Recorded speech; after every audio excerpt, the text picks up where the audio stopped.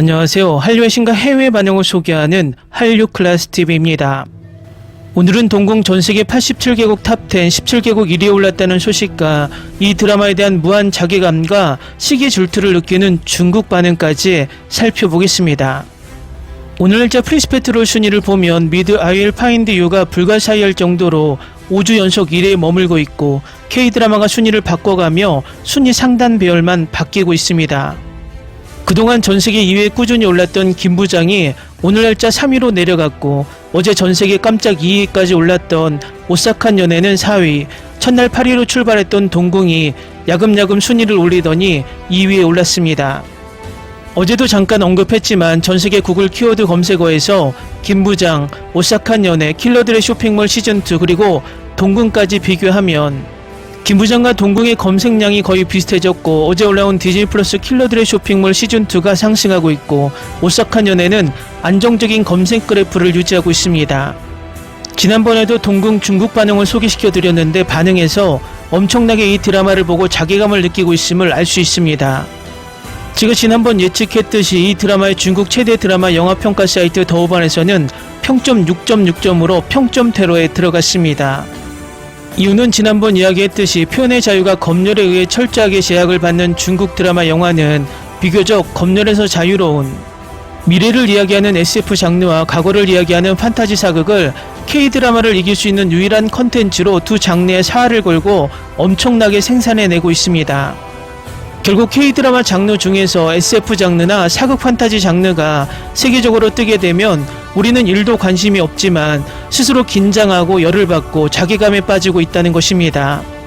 또 재밌는 것은 중국에서 상영하지도 않은 우리 영화 호프의 평점은 6.1점으로 애초 이 영화에 중국인들의 관심을 차단하고 있습니다. 이 상황을 조정하는 것은 중국의 언론도 한몫하고 있는데 오늘 재밌는 기사가 올라와서 살펴보겠습니다. 한국 드라마는 문화를 훔쳐 건축 세트부터 의상, 분장까지 모든 것을 모방해 중국 관객을 끌어들이고 이를 새로운 차원으로 끌어들입니다. K드라마의 문화 가로채기가 새로운 국면에 접어들었습니다. 한국과 넷플릭스가 협업한 드라마 동궁은 아예 중국인 제작진을 참여시켰습니다. 건축 세트부터 의상, 메이크업까지 중국 고전극을 그대로 베꼈고 민속문화까지 그대로 가져왔습니다. 중국인이 제작에 참여한 티가 확연히 나는 그야말로 완벽한 중국식 K드라마입니다. 이전까지는 한국 드라마의 문화 도용이 그리 성공적이지 못하자 이번에는 아예 배수진을 친 듯합니다. 한국적 요소를 전부 없애고 오직 중국적 요소만 채워 넣었습니다. 문화 도용을 하려면 아주 철저하게 하겠다는 속셈입니다. 이 드라마가 던진 첫 번째 무기는 바로 전체 한자 사용입니다. 한자는 중국어가 아니다라는 그럴듯한 핑계를 대며 사찰의 현판부터 병풍, 서에 이르기까지 예외 없이 전부 한자를 사용했습니다. 심지어 문방사호까지 풀세트로 갖추어 놓았습니다. 이러한 수법은 앞서 영화 파묘에서도 이미 한 차례 써먹은 바 있습니다. 한국 드라마가 끊임없이 선을 넘으며 간을 보고 있다는 것을 알 수 있는 대목입니다. 하지만 그들은 정작 한자를 제대로 알지 못해 자신들이 쓴 한자가 무슨 뜻인지조차 파악하지 못하고 있습니다. 말은 거칠고 뼈아프게 들릴지 모르겠지만 엄연한 사실입니다. 기사 잘 보셨나요? 한국 드라마에 한자를 썼다고 중국 것을 베꼈다는 정말 무식하기 짝이 없는 기사가 중국 포털 소우닷컴에 올라왔습니다. 이 기사를 보면 한자는 중국 것이니 중국 문화를 베꼈다. 한국 사극에 한자를 쓰면 중국 문화 도용이다라는 무식한 소리를 하고 있습니다. 솔직히 제가 여러 영상으로 중국의 한국 드라마 도용을 지적해왔고 그것은 지난 30년간 한국 드라마 사극이 중국에서 엄청난 인기를 얻었고 그것을 보고 자라난 어린 세대들이 지금 중국 드라마 제작의 중심으로 참여하며 자신들이 보고 자란 한국 드라마의 소재, 의상, 캐릭터까지 모두 베껴 드라마를 만들고 있다는 자체를 인식하지 못하는 상황입니다. 제가 선덕여왕 방영 당시 중국 반응을 소개시켜드렸는데 불과 10년 전만 해도 이 드라마의 중국 시청자 반응은 거의 한국의 한복이 예쁘다는 말을 자연스럽게 댓글로 남기고 있습니다. K드라마가 중국 대륙을 휩쓸자 중국은 자신들의 가장 최근의 과거인 청나라 시대의 사극을 버리고 명나라 이전의 사극을 제작하기 시작합니다. 과거 중국의 영화 드라마의 상징은 거의 남자는 변발에 여자들은 짝 달라붙은 치파오가 나오는 드라마 영화가 많았지만 지금은 대부분 긴 드레스 스타일의 의상을 입은 명나라 이전 드라마가 많습니다. 청나라는 중국이 침략당해 지배된 시기에 가까워서 그런 것도 있겠지만 그 역사도 중국의 과거가 아니라고 부인할 수 없습니다. 어쨌든 과거 그 많던 청나라 배경의 드라마들이 사라진 이유 중 하나는 청나라 시대의 드라마는 한국의 고대 사극들처럼 멋있는 비주얼을 만들어내기 힘들기 때문인 이유도 큽니다. 중요한 것은 우리가 중국의 한자를 써서 중국 문화를 도용했다고 우긴다면 중국의 현재 문화는 대부분 한국 것을 도용하고 있다는 것입니다. 요즘 중국에 여행을 갔다 오신 분들은 대부분 중국의 거리가 너무나 한국과 닮아 있어서 한국인지 중국인지 구분이 되지 않는다는 것입니다. 도로 표지판과 전체적인 거리 뷰까지 한국의 도시를 옮겨놓은 모습입니다. 우리가 몽고가 한국을 그대로 옮겨놓았다고 이야기하며 우스갯소리로 몽탄 신도시라고 부르지만 중국은 중국 전체가 한국을 베껴놓은 중탄 신도시라고 불러도 무방합니다. 요즘은 한국에서 조금만 새로운 것이 나오면 바로 가져가서 베껴 사용하면서 우리 보고 중국 문화를 도용했다 말하는 자체가 적반하장입니다. 심지어 요즘은 중국이 한국의 경찰 복장까지 베끼는 상황이고 한국의 도시 운영 시스템을 그대로 가져가 사용하고 있다는 것입니다. 중국 사회 전체가 한국을 베끼고 있으니 중국의 현대 컨텐츠는 어떨까요? 그것을 상징적으로 보여주는 드라마가 별을 세운 상속자들이란 드라마고 2022년 디즈니 플러스가 제작해 전세계 한국만 제외하고 방영한 중국 드라마 상식 황제의 식탁은 대장금의 드라마 내용이나 의상까지 그대로 가져와 표절한 드라마입니다. 지금 중국 드라마들을 보면 현대극이고 사극 관계없이 예쁘다 생각하는 한국의 의상이나 드라마 캐릭터들은 무조건 가져다 사용하고 있다는 것입니다. 문제는 이들이 위에서 말했듯이 30년 동안 K드라마에 중독된 어린 세대들이 이제는 성인이 되어 드라마 제작자가 되어 자신들이 보고 자란 한국 드라마 속 문화가 자신들의 것이라고 착각을 한다는 것입니다. 결국 중국 정부는 이 문화 침공에 가까운 한류를 사드를 핑계로 전반적으로 차단하고 있지만 지금도 중국인들은 한류에 중독되어 이렇게 K드라마를 훔쳐보며 한자를 사용했으니 이것은 중국 문화라고 무식한 소리로 한국 드라마를 폄하하고 있다는 것입니다. 제가 보기엔 중국이 걱정해야 할 것은 K드라마 속 한자가 전 세계 한국의 문화로 인식되는 것보단 지금 자신들이 한류에 빠져서 중국 전체가 한국 현대 문화를 다 가져다 쓰고 있으면서 모른다는 것을 걱정해야 할 것입니다. 더 재밌는 것은 저 동궁이 중국 문화를 차용했다라는 기사가 올라온 같은 소호닷컴에 동궁이 2026년 전세계 바이럴 현상이 되고 있다라는 제목으로 기사가 올라오는 모순적인 상황이 벌어지고 있고 또 다른 중국 포털 레지지에서도 동궁의 히트 소식을 전하는 기사가 올라오고 있는데 이 기사에도 뜻밖의 댓글이 계속 달리고 있다는 것입니다. 다음은 이 기사에 달린 중국 네티즌 반응입니다. 한국 드라마는 수년간 국내 드라마를 지배해왔고 비교할 수 없습니다. 끝까지 다 봤는데 귀신 요소를 더한 궁중암투극이네. 궁중암투 속 반전이 엄청 많다. 세제 독살 사건 하나만 해도 몇 번이나 반전에 반전이. 요즘 한국 작가들 확실히 잘 쓰긴 한다. 궁중암투 귀신 액션까지 여러 요소를 다 버무렸는데 중국 검열 때문에 밋밋해진 국내 사극보다 훨씬 짜릿하고 재밌음.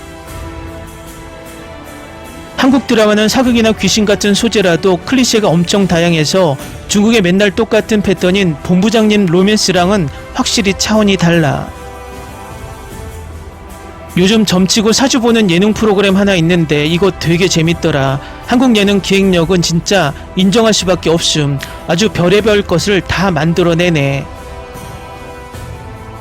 논란이 곧 조회수 치트키지 뭐. 욕을 많이 먹을수록 흥행은 더 확실해짐. 시청자들은 욕하면서도 계속 보는데 이게 진짜 말로는 싫다면서 몸은 솔직한 입실 몸솔의 정석임. 남주인공 연기통 가지고 말 많던데 난 오히려 사극 특유의 딱딱한 말투가 아니라서 더 신선하고 좋았음. 캐릭터 자체가 궁궐이랑 안 어울리는 야생마 같은 성격이라 딱 맞던데. 처음엔 그냥 흔한 퇴마물인 줄 알고 가볍게 보기 시작했는데 뒤로 갈수록 인간들의 왕권 다툼이랑 얽히면서 정치 스릴러물이 됨. 귀신보다 무서운 게 결국 인간의 탐욕이더라. 중국 고풍 느낌이 너무 많이 나긴 하더라. 건축물이나 의상 소품 같은 게 완전 중국 사극 스타일이라 좀 묘했음. 제작진의 중국인 스태프가 많이 참여했다더니 과연 그렇네.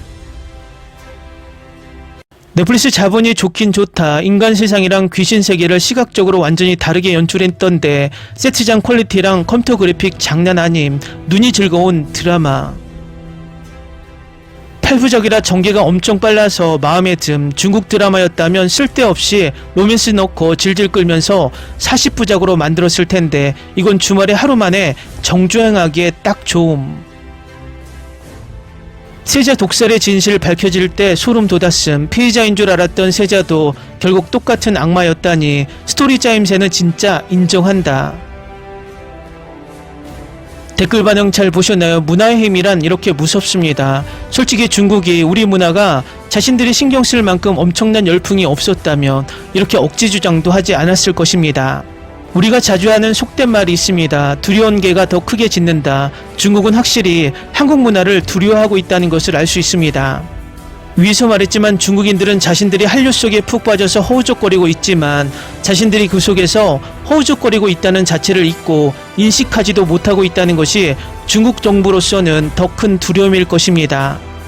우리가 할 일은 단 한 가지입니다. 겁먹은 개가 크게 짖을 때 같이 짖으며 이 싸움을 개싸움으로 만들지 말고 현명하게 팩트만 정확하게 공격하며 지금보다 우리 문화를 더 크게 키워서 감히 중국이 따라오지 못할 단계까지 오르면 너무 차이가 벌어져서 그 크게 짖는 소리도 들리지 않게 된다는 것입니다.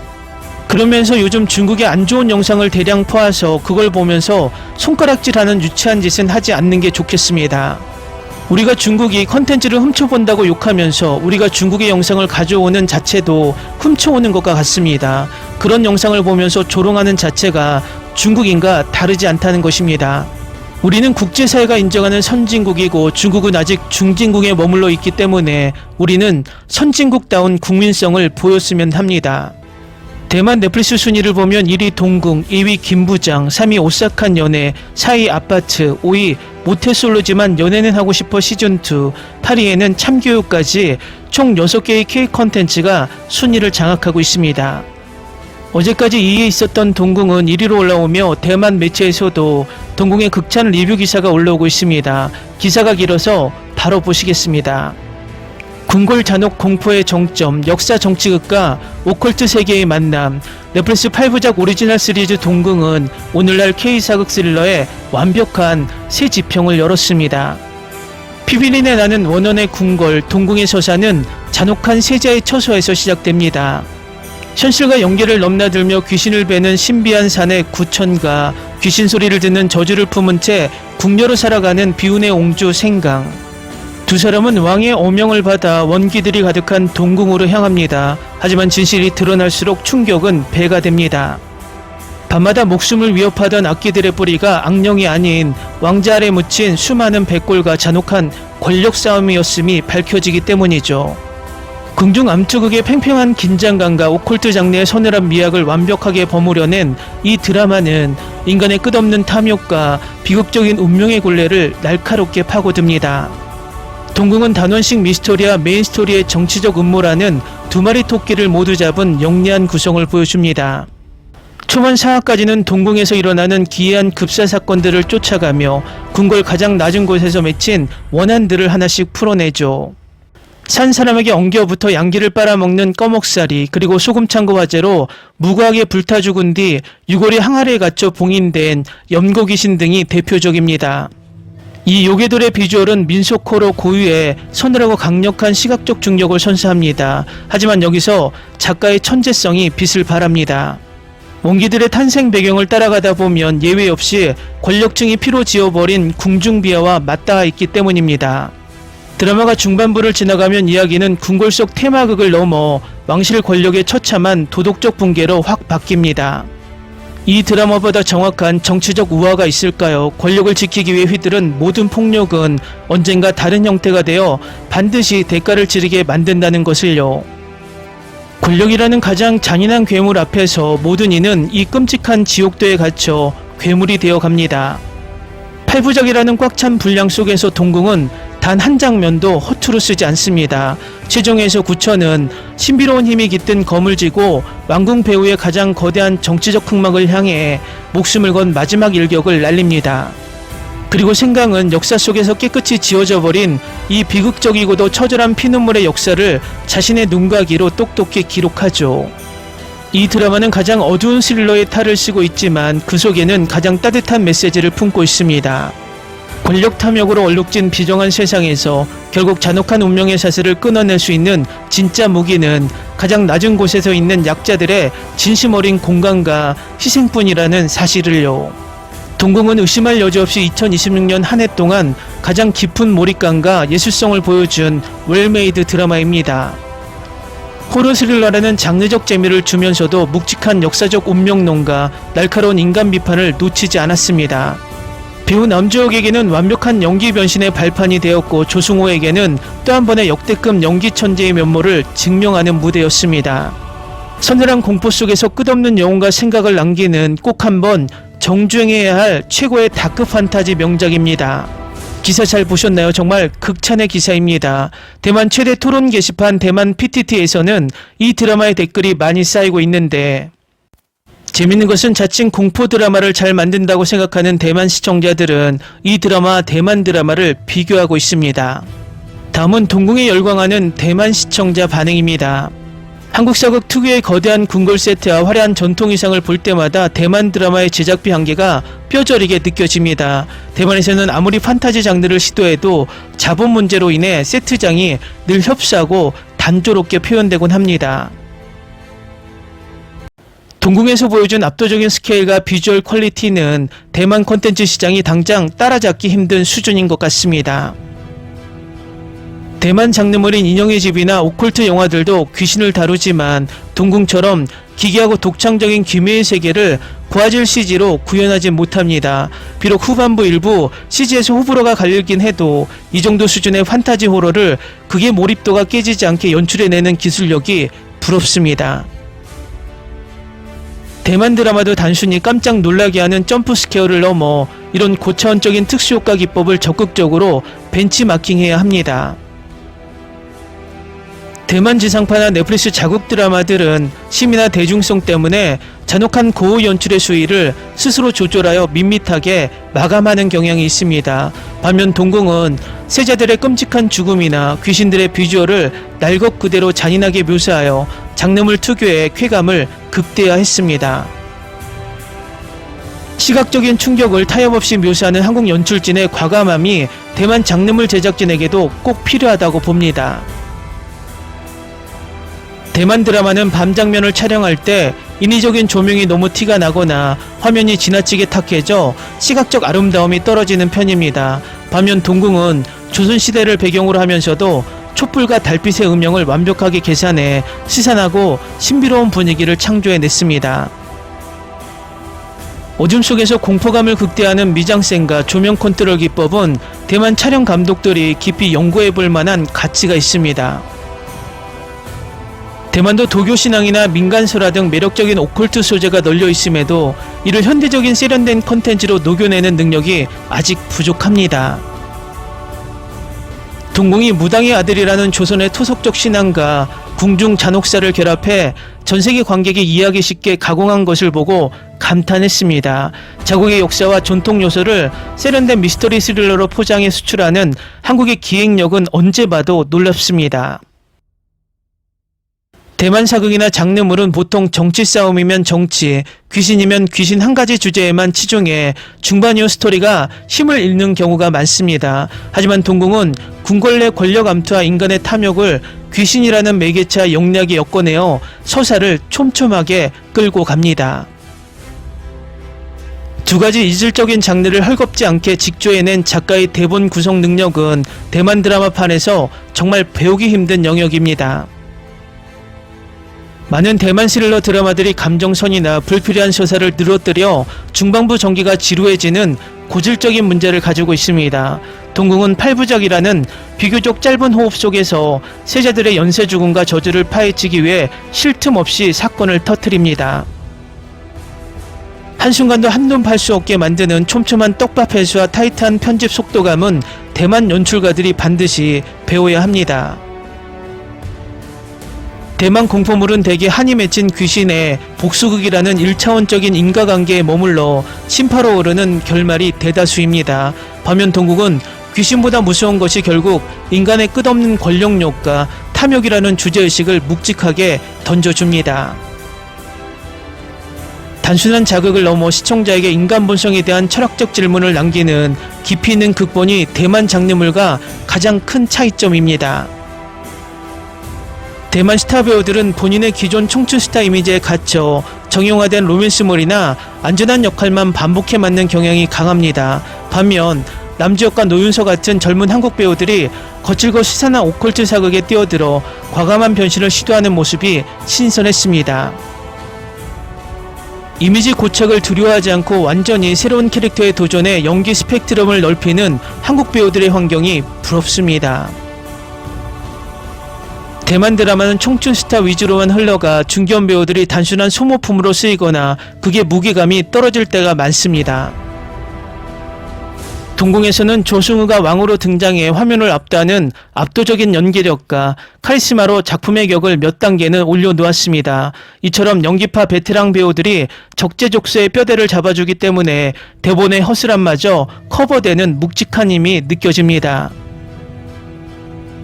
대만 공포물은 단순히 갑자기 커지는 효과음으로 관객을 깜짝 놀라게 하는 1차원적인 사운드에 의존하는 편입니다. 반면 동궁은 연못의 물소리, 바람소리, 배우들의 거친 숨소리 등 미세한 환경음을 조합해 서서히 심리적인 압박감을 줍니다. 소리만으로도 공간의 시선함과 보이지 않는 존재의 공포를 시각화하는 사운드 믹싱 기술은 대만 제작진이 절대적으로 배워야 합니다. 댓글 반응 잘 보셨나요? 한때 대만도 공포 드라마 영화를 많이 제작했고 간혹 재밌는 드라마 영화가 있었습니다. 그렇지만 요즘은 그렇다 할 좋은 공포물을 내놓지 못하고 있어서 그에 대한 불만의 댓글이 많은 것 같습니다. 재밌게 잘 보셨나요? 여러분의 구독, 좋아요, 댓글, 알림 설정은 영상 제작에 큰 힘이 됩니다. 이 영상을 보신 모든 분들 항상 대박 나시고 행복하시길 바랍니다.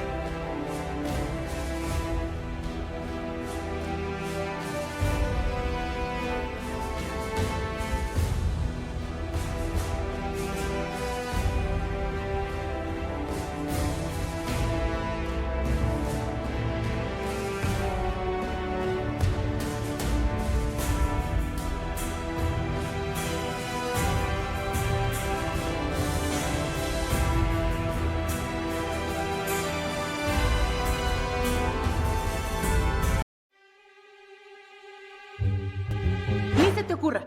Olvida el ganso y los tomates. No hables de las ballenas. No es un acuario. No actúes como tonta. Que eras una genio. ¿Sí? No vayas a presumir, a la gente no le gusta eso. Y no digas cosas sin sentido. Y bueno, ¿terminamos? Hasta pronto. Abogada, tengo mucha curiosidad por conocerla.